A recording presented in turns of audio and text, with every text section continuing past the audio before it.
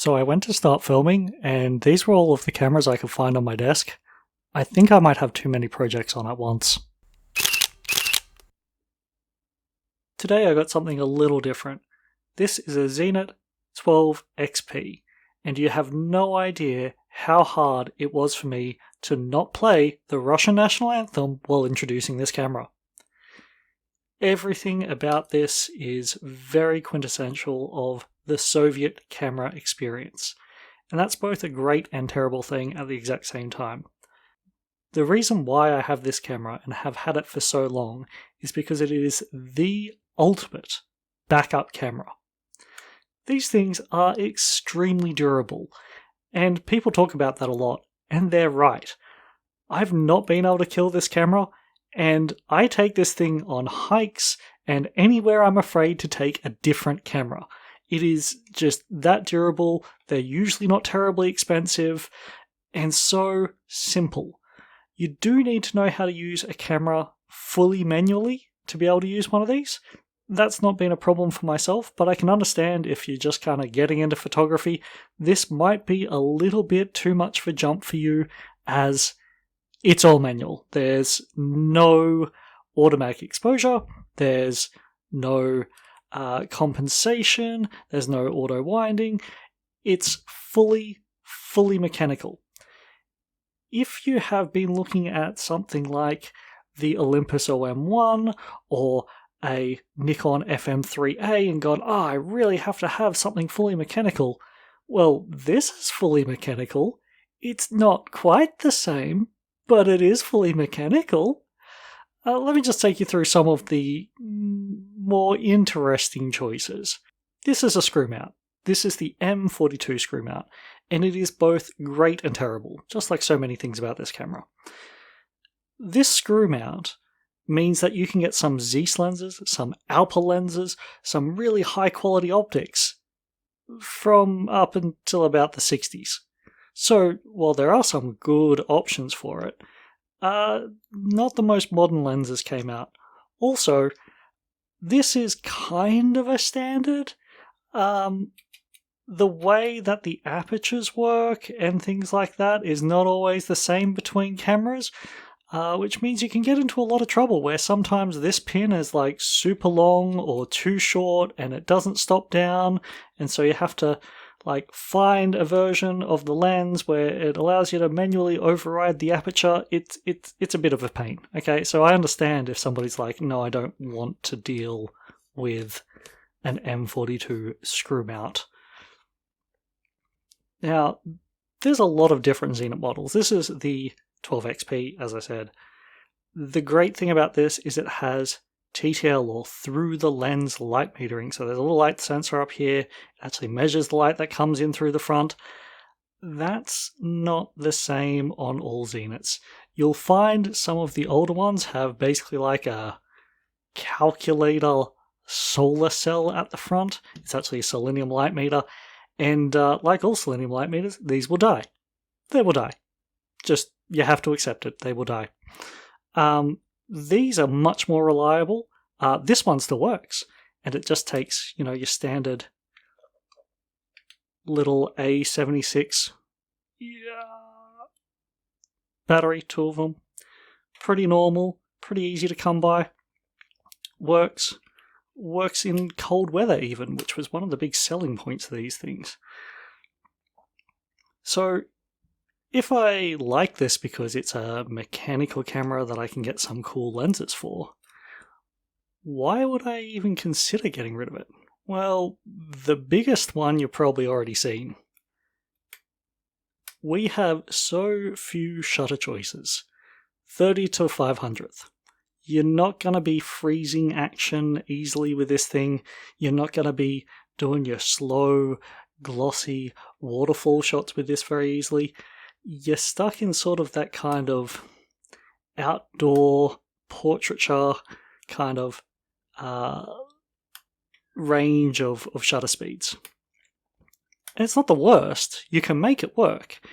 And if you're pretty good at pressing and holding, you can actually get a lot of the slower shutter speeds, but not accurately. Okay, so we got the shutter speed. It's not the best. You might be able to make it work. The next problem is the ISO. It doesn't exactly have standard ISO numbers. I'm not sure if it's meant to be based on DIN or there was just different options in Russia at the time. But if you want to use some of your, Delta 3200 or something like that, you're gonna have to manually calculate your shutter settings. The internal light meter is not going to be terribly helpful for you. Another one of the issues, which, as far as I can tell, is common to pretty much every Zenit I've seen, is the leatherette's peeling up. Now this is probably good if you need to get in there and repair it, and I'm sure you could find somebody who sells like replacement leatherette, but it's just not the neatest. And let's be honest, this camera is functional. Everything about this screams functional. But I wouldn't call it pretty. So other fun things about this camera, and this is something that you'll hear over and over again, is they're so durable because they were made in a tank factory. Now, it's true that they were made in Russia and they were made in Russia when it was the Soviet Union, but it's made by KMZ, which is an optical manufacturer. While there may be some shared industrial capacity there, I really don't know that there was a tank that ever rolled out of the KMZ factory, so I'm just going to treat that one with suspicion. If anyone is like from Russia or knows a lot about the KMZ factory, please let me know. Let's put this one to rest, because I think there's just a lot of misinformation out there on the internet about these and how they were made. The other fun story with these cameras is that in 1988, Russia had the Olympics. And it was this great opportunity for lots of photographers to come around from all around the world and take photos. And a lot of them showed up with, their very fancy photojournalistic Nikons, Canons, Leicas, all things really sophisticated and sort of showed the advancement and advanced technology of the West. And this was all really well and good until you decided to go out to Siberia. Particularly if you went to Siberia in the winter. Rumour has it that a lot of the sophisticated Western cameras would freeze up, and then you'll be forced to sort of trundle into your local camera shop and pick up a Zenit because they were the only things that worked. Now, I don't know if this happened to anyone personally. People kind of cite the story every now and again. I do know that Nikon had, for a while, a program where you could send your camera in and they'll change the oil in the whole mechanism to work in ultra low temperatures. That would certainly help. The other thing I know is that in, not this model of the Zenit, but I think it's in the Zenit E's user manual, it does say that if you want to take photos in the winter that you should pop this thing in your jacket and only take it out when you want to take a photo. So the idea of them sort of locking up when it's really cold, I can fully believe that. And click. It has an unusual shutter noise. Part of me kind of likes it. Everything about this is a little bit slow. And that's not the worst thing. It's just a different way of shooting. So I gotta say, if you're into photography, you're new into photography, you want one of these fully mechanical cameras that people keep talking about, consider it. It's not for everyone, but consider it. There's some half-decent lenses you can get, and I doubt you're going to have too many mechanical failures with them. I certainly have not had any with this thing. It's been really impressive. So while this is a nice, normal, sane camera, let me take you to the other version of this camera.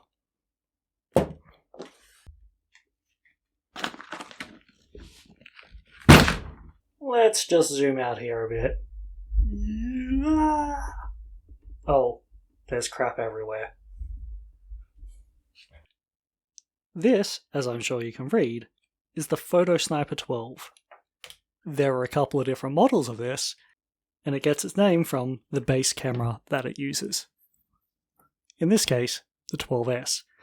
This is basically the exact same camera, with a couple of modifications so it can take this lens, which is colossal. It's the TAR 3S, lens made in USSR, and as you can see, goes down to f4.5. Ah, listen to that crunch. Beautiful.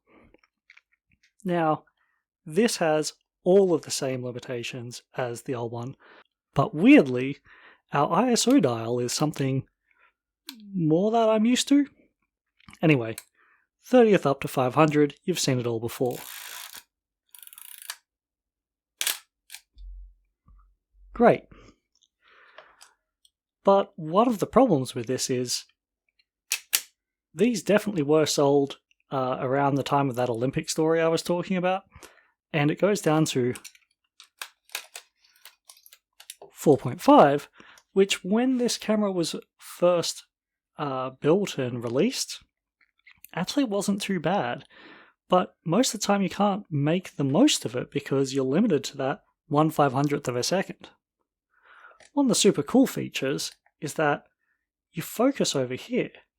This is actually brilliant, and I don't know why no other camera manufacturer has done it, other than it kind of relies on having this whole grip here.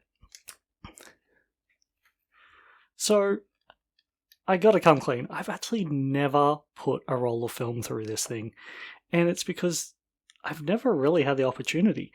Yeah, it's super cool and interesting, and I'm sure if I took it out, everyone would be like, oh my goodness, what is that thing? I've never seen one before. It's like a gun, it's like a camera. Yeah, but I already have the 12XP, and it works really well. I've never needed this, and honestly, the last time I tried, I put a battery in it, and the light meter didn't seem terribly active, so I'm not sure if it's just that it really does have to have a PX625, I think it is, the mercury battery. I think you can't substitute it with a standard silver cell, but even if I wanted to sort of try to meter independently, which is really difficult with a lens this large, I've just never had the need for this camera, as much as it's still a pretty good camera. So this is what the camera came as a standard kit in that leather case. It's got some filters, it's got a lens hood, it came with a whole other 50mm lens. So it's actually kind of a really awesome kit altogether.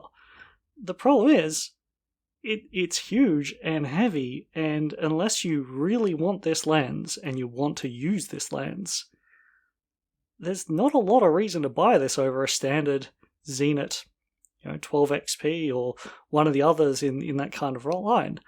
It is worth noting that some of the later Zenits came with a K-mount. That might be a little bit better for your use case. Most of them are still that super basic, very limited shutter speed, very limited control, but ultra heavy duty, reliable metal, high construction quality.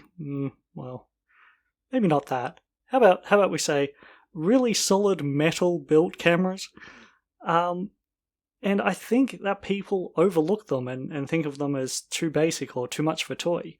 But genuinely, I have used the 12XP as my backup camera for years, because every now and again I'll have something, like a Nikon or a Contax, and I'm just a little bit worried about it dying in the field, and that has happened to me, but never have I had a Zenit die in the field on me. They are just that reliable. So I kind of would recommend, if you're into a mechanical camera, even if you're into not quite a beginner camera, but a camera which is going to force you to learn how to use a camera manually, don't overlook the Zenits so quickly. They don't tend to be terribly expensive, so it's probably a really good way to get into that kind of shooting. And, if all else fails, makes a great backup camera.